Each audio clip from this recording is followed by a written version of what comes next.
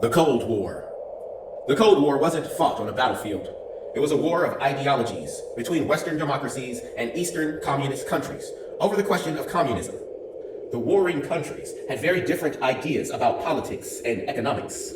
On one side were communists, and the other side were capitalists.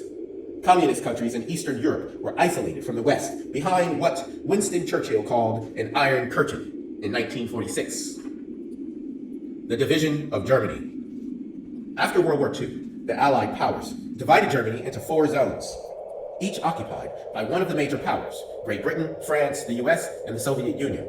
Great Britain, France, and the US wanted to unify their western sections into a West German state, but the Soviets disagreed. In June 1948, the Soviets set up the Berlin Blockade, preventing trucks, trains, and barges, and therefore food and supplies, from getting into the 3 western zones of Berlin. The Western Allies used the Berlin airlift to deliver supplies to West Berlin by plane. 10 months later, the Soviets finally ended their blockade. In 1949, the Allies formally created West Germany, or the Federal Republic of Germany. Less than a month later, the Soviets set up an East German state called the German Democratic Republic. The capital, Berlin, was divided into East Berlin under Soviet rule and West Berlin with a democratic government. Berlin became a major Cold War source of conflict. East Berlin was much poorer than West Berlin, and many East Berliners escaped and took refuge in West Berlin. To stop this, in 1961, Soviet leader Nikita Khrushchev built a wall dividing the city. The Berlin Wall came to symbolize the division and disagreement between communist and democratic superpowers. In October 1989, mass demonstrations forced the communist government to open its borders. On November 9, 1989, the Berlin Wall was torn down, signaling the end of Soviet-style communism. Germany's unification took place a year later. Communism in China. In China, communism thrived. In 1945, there had been 2 Chinese governments, the nationalists in southern China and the communists in northern China. Civil war between the 2 sides ended in victory for communist rule under Mao Zedong. The People's Republic of China formed in 1949, and Mao became its first chairman. In 1958, Chairman Mao began a new program called the Great Leap Forward, which combined small farms into vast communes. Communes with more than 30,000 people living and working together.